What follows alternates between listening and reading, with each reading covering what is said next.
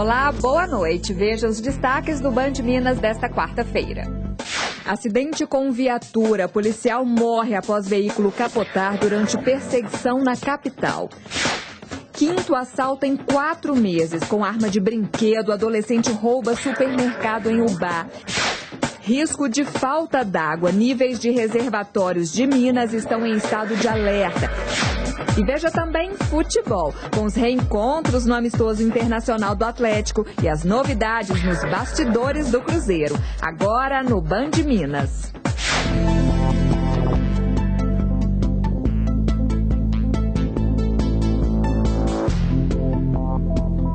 Uma viatura da Polícia Militar perdeu o controle e capotou durante uma perseguição na noite desta terça-feira. Um policial militar morreu e outros 2 ficaram feridos. De longe, dava para ver as viaturas paradas. Quando a notícia veiculou no sistema de comunicação da polícia, inúmeros policiais deslocaram para tentar ajudar. Do alto, a aeronave sobrevoava fazendo monitoramento da área e aguardando ordens para pousar para o socorro dos feridos. O acidente foi nessa avenida aqui, na Vila São José, na região noroeste de Belo Horizonte.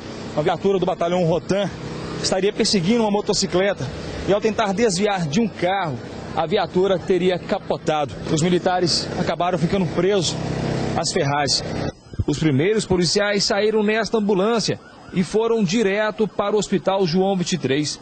Nesse vídeo feito por um cinegrafista amador, a chegada ao pronto-socorro. O primeiro a ser retirado é o sargento Márcio Aparecido Almeida, de 38 anos, que sofreu um corte profundo na mão esquerda.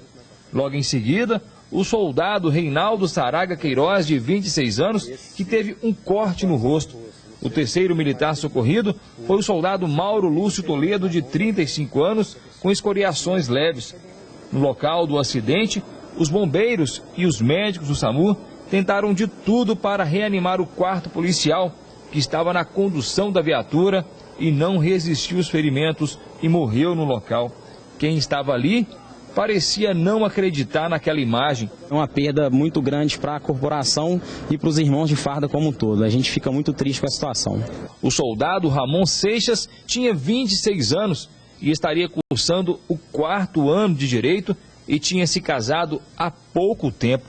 O soldado é um militar exemplar, referência no batalhão Rotan, dedicado, uma pessoa de família, uma pessoa de bem, uma pessoa que veio servir a polícia militar e servir a população.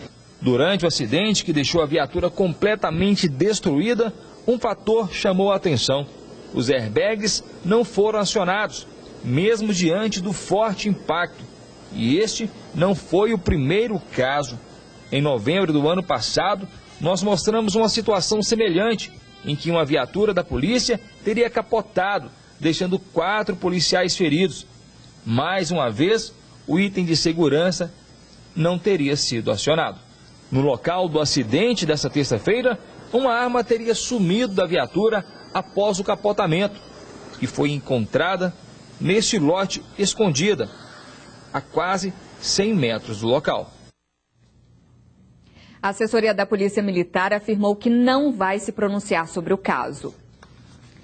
2 homens morreram e outros 2 ficaram feridos em um acidente na BR-381, na altura de Bela Vista de Minas, região central do estado. Segundo a Polícia Rodoviária Federal, o motorista perdeu o controle da direção do carro, invadiu a contramão, batendo de frente em uma carreta. 2 vítimas que estavam no carro não resistiram aos ferimentos. Já os outros 2 ocupantes do veículo foram encaminhados em estado grave para o Hospital Margarida, em João Monlevade. A Polícia Civil de Betim prendeu um médico de 50 anos condenado por atentado violento ao pudor contra 2 pacientes. Renato Mucilara, de 50 anos, foi condenado por atentado violento ao pudor, crime que hoje é considerado estupro.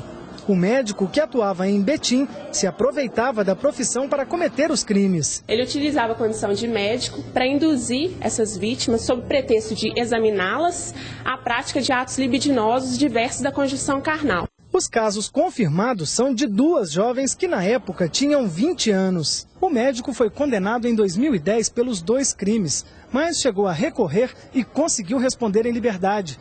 Agora, ele vai cumprir a pena de 6 anos e 6 meses em regime semiaberto.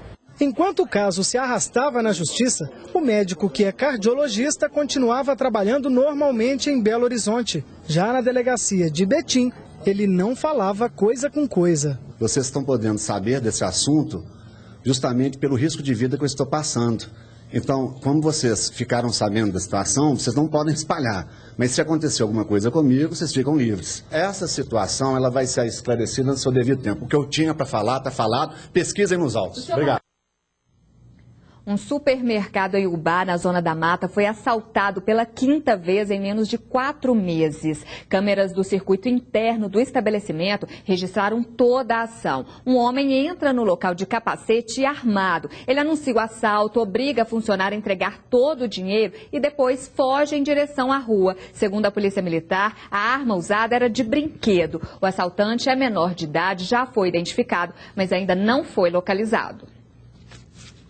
Agora imagine ficar sem água nesse calorão. É o que acontece com moradores do bairro Dumaville, em Esmeraldas, na região metropolitana. Quem vê a caixa d'água na praça principal do bairro Dumaville, em Esmeraldas, na Grande BH, não imagina que a falta do recurso é o principal problema enfrentado pelos moradores. É só o caminhão passar para subir aquela poeira. Ana é moradora do bairro e cuida de 7 crianças dos vizinhos. Sem água na torneira e no tanque, o jeito é usar o pouco que tem para lavar as roupas. Isso sem contar nos favores de amigos e parentes. Essa água aqui só cai quando chove, que solta a água. Quando o sol bate, a água vai embora. Com os problemas de fornecimento de água, o item se tornou um bem precioso aqui no bairro Dumaville. Vamos conversar com a Alexandra, que é comerciante. Quanto tempo a senhora acha que vai durar aquela quantidade de água ali? 3 dias no máximo. A senhora está falando que a água está saindo numa velocidade incrível. Isso. Antes de sábado, o moço vem aqui e enche esses galões tudo de novo. Porque o pessoal está totalmente sem água. Não só aqui nessa rua, mas daqui para trás do bairro Pousada do Lago, todo fica sem água. Tem família que ainda tem condições de estar comprando uma água mineral, que tem uma reserva de água, mas tem família que está tendo que buscar água em Betim, familiares que moram em Betim, Contagem. Então a situação está insustentável. Para quem não tem nem esses parentes para buscar uma água para beber, eu não sei o que está fazendo. Na última segunda-feira, os moradores fecharam as vias de acesso a Esmeraldas, em protesto por melhorias no fornecimento. Só que pouca coisa mudou. Seria o efeito rodízio de 6 a 8 horas funcional, que é o que não está acontecendo. Para o seu Wilson já virou rotina abrir a torneira e não encontrar nada. Ele coleciona os protocolos das reclamações feitas junto à Copasa. Já até pedi as perguntas já, porque eu já tenho protocolo que eu tenho de conta de água que já fui na Copasa aí. Eles pegam e falam, não, eu vou lá fazer a revisão no relógio lá, nada, nem fazem, então aí não tem condições não. A situação é tão grave que os moradores acham estranho quando a água chega em casa. Cai água do arquivo, o resto da semana sem água. Todo mundo aqui passa por isso. Em nota, a Copasa afirmou que vai realizar um diagnóstico sobre o abastecimento de água em todo o estado. Após a conclusão desse estudo, prevista para os próximos dias, a companhia vai se pronunciar sobre a atual situação do abastecimento em Minas. A seguir, termina o prazo para inscrição no SISU. E ainda, risco de falta de água faz a cidade mineira cancelar o carnaval. Agora, 7 em ponto, a gente volta já já. Mesquita Motores, você sabe, é especialista em motores elétricos, bombas, máquinas agrícolas, compressores, geradores e preços baixos também. E mais, acionamentos tais como software starter, inversores de frequência e chaves de partida. Para sua facilidade, várias formas de pagamento. Mesquita Motores, Avenida Pedro II, 757 e 326 e José Faria da Rocha, 4985, Loja 1, Eldorado, Contagem. O ano novo já chegou nas Óticas Diniz. Aproveitando esse clima de festa e renovação, nada melhor do que começar o ano de óculos novos. Pensando nisso, nós preparamos uma promoção imperdível para você. Toda a loja com até 70% de desconto. É a tradicional queima de estoque das Óticas Diniz. Produtos de qualidade com preços acessíveis você só encontra aqui. Comece o ano mais feliz nas Óticas Diniz, a maior rede de óticas da América Latina.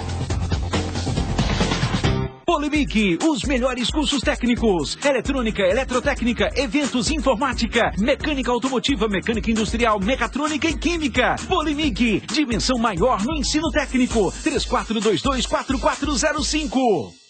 De segunda a sábado, política. À espera de um futuro dentro da lei. Economia. O governo federal bateu recorde de arrecadação no primeiro trimestre. Esporte. Vamos ao futebol. Opinião. Não é uma questão de treinamento, é de cultura. Você bem informado sobre os acontecimentos do dia.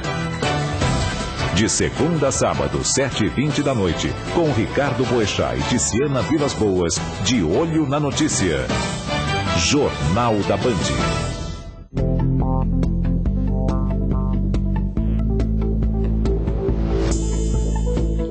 A Justiça decretou a prisão preventiva do ex-secretário de Obras suspeito de atropelar e matar 6 pessoas na última sexta-feira em Belo Oriente, no Vale do Rio Doce. Nilton Paiva da Silva, de 55 anos, ainda não se apresentou e já é considerado foragido. Segundo a perícia, ele dirigia a 150 km por hora em um trecho urbano da LMG 758, onde a pista é simples e a velocidade máxima permitida é de 60 km por hora. Depois de uma curva, o veículo entrou na contramão e atingiu 8 pessoas que estavam sentadas em um banco às margens da rodovia. 6 pessoas morreram na hora e 2 ficaram feridas. 4 passageiros do carro também tiveram ferimentos, mas Nilton fugiu sem prestar socorro. E a Guarda Municipal de Belo Horizonte decidiu paralisar os serviços após a assembleia realizada na manhã de hoje no centro da capital. Os agentes esperam um posicionamento da Prefeitura em relação à contraproposta dos servidores, que prevê o armamento da corporação e o cumprimento de outras demandas em até 3 meses, e não no prazo de 6 meses, como prometido pela administração pública. Os agentes da Guarda Municipal fizeram uma passeata hoje até a sede da Prefeitura na Avenida Afonso Pena. O protesto deixou o trânsito lento em toda a região. Amanhã, a categoria vai decidir se entra em greve definitiva. Sem retorno da Prefeitura, moradores do bairro Industrial em Contagem decidiram, por conta própria, pintar uma faixa de pedestres em uma rua movimentada da região. Rua Coronel Américo Leite, bairro Industrial de Contagem. Uma via movimentada e cheia de cruzamentos. Carros e ônibus passam por aqui o dia todo. Então a gente está pedindo antes que aconteça o pior, né? Porque já não está tendo condição, já. A velocidade está alta demais aqui nessa descida e o trânsito está intenso. Por causa do fluxo de veículos, que é grande, acidentes são frequentes. Um Vectra desceu aqui em alta velocidade, não aguentou parar lá embaixo e bateu no ônibus que vinha subindo. A luta dos moradores é para a implantação de um quebra-mola em alguns pontos da rua. Porque aqui, nesse bloco aqui mesmo, né, nós temos várias crianças abaixo de 10 anos. E os ônibus passam aqui que não tem educação nenhuma. E não só os ônibus, como vários outros motoristas que passam desesperados. Um simples quebra-mola e recapear a rua pra gente. Não vai custar nada para a Prefeitura de Contagem. Então, é o que nós estamos aguardando, né? Como o pedido de implantação de um quebra-molas ainda não foi atendido, os moradores então decidiram tomar uma atitude. Eles se reuniram e pintaram na rua uma faixa de pedestres, a fim de chamar a atenção principalmente dos motoristas. A ideia de pintar a faixa foi do Bernardo. Ele teve o apoio dos vizinhos. Partiu da turma, né, do pessoal da rua aqui mesmo aqui. Porque se alguém tiver um pouco de respeito, vai pelo menos diminuir a velocidade, porque 98% da turma não tem respeito. Passam simplesmente, ignoram a faixa, ignoram a placa. Em nota, a Transcom afirmou que após vistoria técnica no local, foi constatado que a rua não possui condições para instalação de quebra-molas. A inclinação da via é de 8,62% e o Código Brasileiro de Trânsito não permite quebra-molas em ruas com inclinação superior a 6%. O Departamento de Engenharia está realizando estudos para apresentar outras formas de contenção da velocidade na via e irá apresentá-los à comunidade nos próximos dias. Termina amanhã o prazo para inscrição no SISU. Neste ano, as instituições públicas oferecem número recorde de vagas para os estudantes. Carolina não quis esperar e se inscreveu logo no primeiro dia do SISU, no curso de Letras da Universidade Federal de Minas Gerais.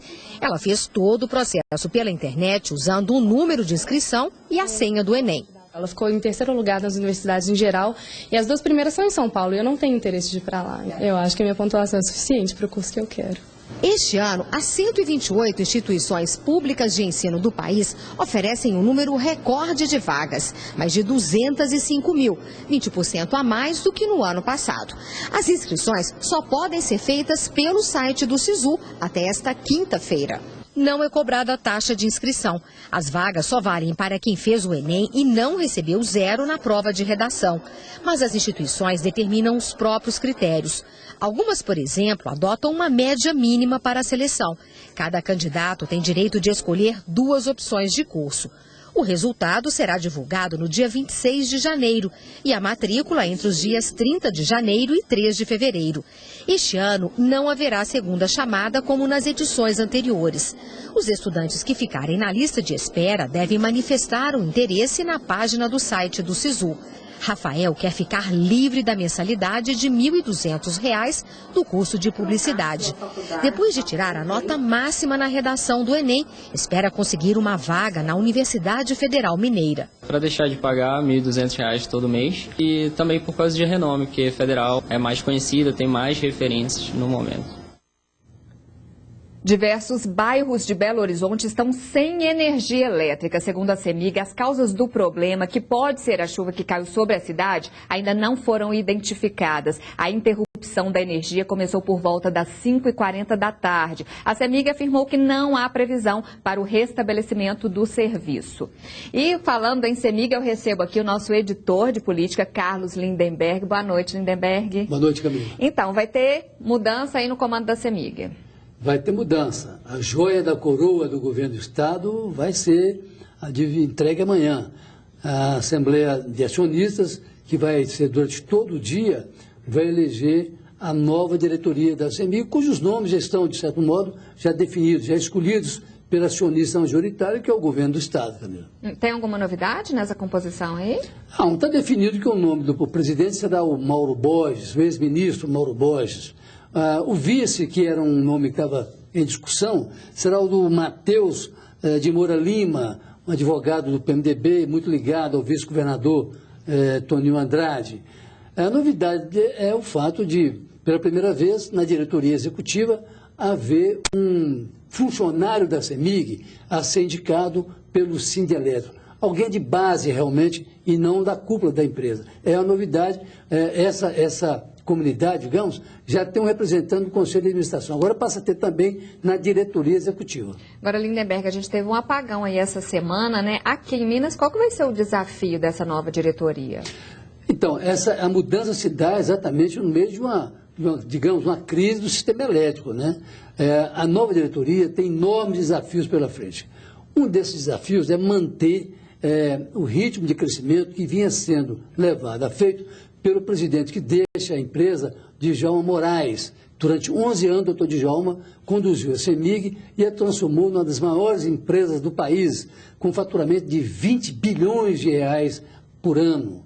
Então, a nova diretoria vai ter que manter essa expansão, vai ter que aumentar, investir em transmissão e distribuição, conquistar novos consumidores e manter a tarifa social, aquela tarifa de menor preço, para a população de baixa renda. Ou seja, desafios são grandes para um momento delicado por que passa o sistema energético nacional, Camila. Pois é, momento difícil, né, Lindenberg? Boa noite, obrigada pela participação. Boa noite, muito obrigado. A seguir, risco de falta d'água faz cidade mineira cancelar o carnaval. E ainda as novidades do Cruzeiro e o amistoso e de reencontros do Atlético. Antes de começar a sua obra, dê uma olhada nestes números. Mais de 500 mil equipamentos para locação, 10 mil contratos em andamento, 120 mil contratos nos últimos 12 meses, mais de 1 milhão de contratos atendidos em 30 anos de qualidade reconhecida pelos clientes e 28 filiais por todo o Brasil. Loquiguel, toda a estrutura para sua obra a um número de você, 3462-9877.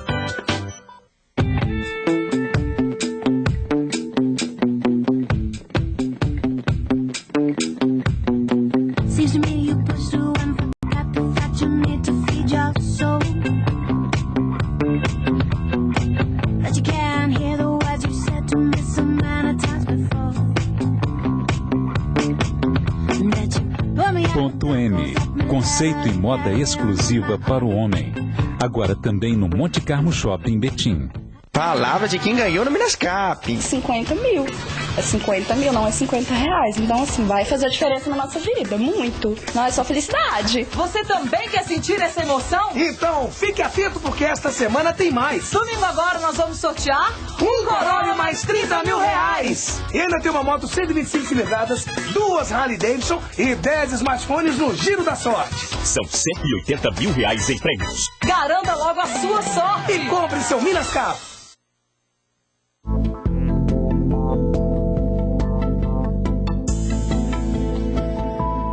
Depois de um dia de temperaturas recordes em Belo Horizonte, a chuva voltou a atingir a cidade e a região metropolitana. Os transtornos também retornaram. Na Avenida Raja Gabalha, na altura do bairro Luxemburgo, uma árvore de médio porte caiu sobre um veículo, mas não houve feridos. O acidente fechou parcialmente a via no sentido centro. Segundo os bombeiros, há risco de queda também na Rua São Paulo, no centro da capital. Apesar da chuva que caiu nesta tarde em Belo Horizonte, a preocupação é grande. E o sinal é de alerta nos reservatórios. O Rio das Velhas é responsável por 40% do abastecimento de água em Belo Horizonte e região. Nos últimos dias, ele está 80% abaixo do nível normal para esta época do ano. O tempo seco e quente em pleno janeiro surpreende os moradores da região metropolitana. Com as altas temperaturas e a baixa umidade, aumentam os riscos de incêndios, principalmente em lotes vagos sem limpeza necessária, que é de responsabilidade do proprietário. Terrenos com vegetação alta, sem qualquer tipo de capina, o que reflete a falta de cuidado dos responsáveis pelos lotes, também representa risco de incêndios, ainda mais com um tempo quente e seco. Na última segunda-feira, 6 carros ficaram danificados após um incêndio em um lote vago no bairro Colégio Batista, região leste de Belo Horizonte. Imagens feitas por celular mostram as chamas altas atingindo os veículos. Uma fumaça preta tomou conta do local. As marcas da destruição ainda estão no lote. É de responsabilidade do proprietário desse lote ou desse terreno realizar a limpeza, realizar aceiros necessários, né? Aceiros é uma contenção física, né? Que faz parte do roçamento do lote, roçamento dos matos, né? Então é necessário essa limpeza. De acordo com a legislação, o proprietário do lote é o responsável pela limpeza do espaço. Quem não cumprir essa determinação está sujeito a uma multa superior a R$ 1.700. Para a população, a falta de fiscalização dos órgãos públicos, associada à falta de consciência dos proprietários, explica tantos casos de desrespeito à lei. Eu acredito que os proprietários com certeza devem ser punidos, porque quem de fato sofre no final das contas são as pessoas que não têm nada a ver com isso, né? A sociedade em geral. Consciência do proprietário, né, que deveria estar cuidando do lote para que isso não ocorresse, falta fiscalização da prefeitura. São vários lotes vagos que tem em BH, em regiões, que deveriam ter essa fiscalização e multar o proprietário desse lote, ou alguma coisa tem que ser feita pela prefeitura para que isso não aconteça mais.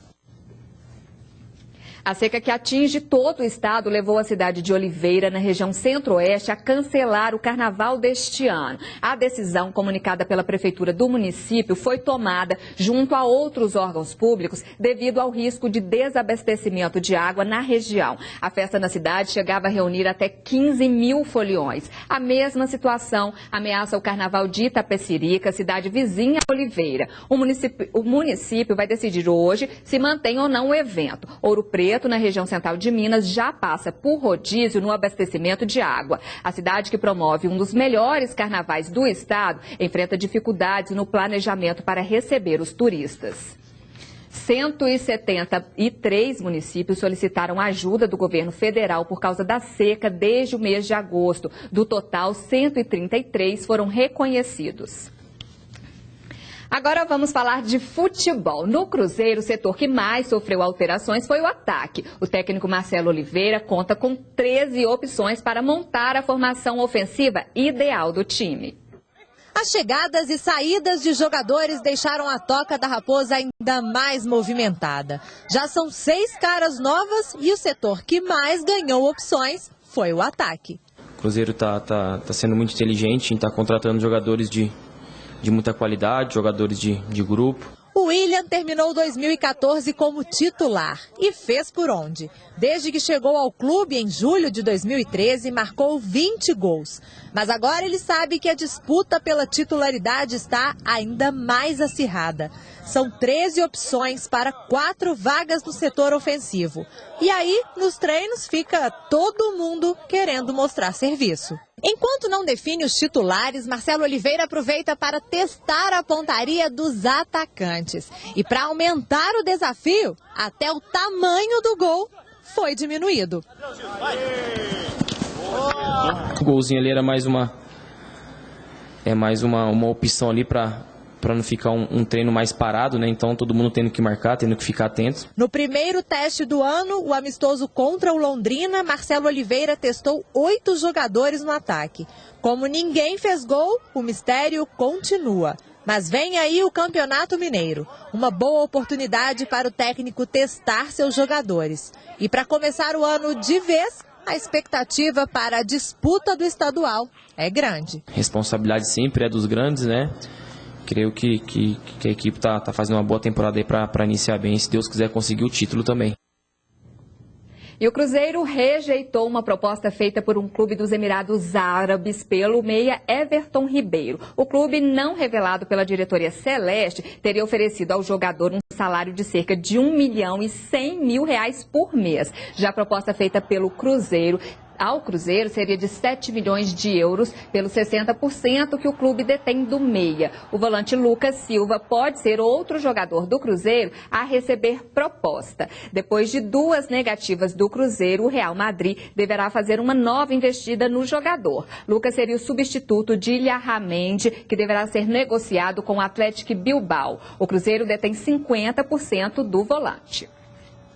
O Atlético faz daqui a pouco o primeiro amistoso do ano e o jogo contra o Shakhtar Donetsk promete ser marcado por encontros. Desde o início da pré-temporada foram poucos treinamentos com formação de equipe. Este último coletivo encerrou a preparação para o amistoso de hoje contra o Shakhtar Donetsk da Ucrânia. A promessa é de casa cheia. Foram quase 2 meses longe da torcida. O último encontro foi contra o Coritiba, na 37ª rodada do Brasileirão. Naquela ocasião, um jogo festivo, com direito à volta olímpica com o troféu da Copa do Brasil. Agora, o torcedor quer fazer a festa novamente, para começar com o pé direito a temporada 2015. A olhar pelo treinamento, o time não deve fugir daquilo que o técnico Levi Coupe esboçou na última segunda-feira, com Lucas Prato e Carlos no ataque. Uma ausência será sentida. O Tardelli hoje era uma liderança técnica para a gente, né? Era uma referência que nós tínhamos dentro de campo. Mas como eu falei anteriormente, caso isso viesse a acontecer, também não dava tempo de nós ficarmos lamentando. Entre encontros e desencontros, alguém volta para casa, mesmo que para uma breve visita. Não da maneira que eu prometi, né, quando eu saí daqui, que seria voltando para vestir a camisa, mas bastante feliz de estar podendo sentir esse clima aqui, que eu pude sentir há muito tempo. Bernard se despediu do Galo no dia 31 de julho de 2013, com 22 gols anotados com a camisa alvinegra. O jogador tem mais 3 anos de contrato com o Shakhtar Donetsk. Quem sabe no futuro o reencontro não seja para ficar. Feliz eu não estou no clube que eu estou no momento, isso é bem claro. Se eu falasse que eu estou, eu estaria mentindo. Mas eles investiram muito em mim, então eles vão querer um retorno.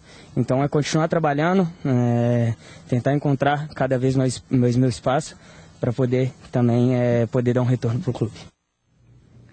Após exames, foi confirmada uma lesão na coxa direita do meio-atacante Guilherme. O Atlético não divulgou o prazo de recuperação, mas a tendência é que o jogador perca os primeiros jogos do clube no ano. E nós ficamos por aqui. Você fica agora com as notícias do Jornal da Band. Nos vemos amanhã de novo às 6h50 da noite. Eu espero você. Uma boa noite.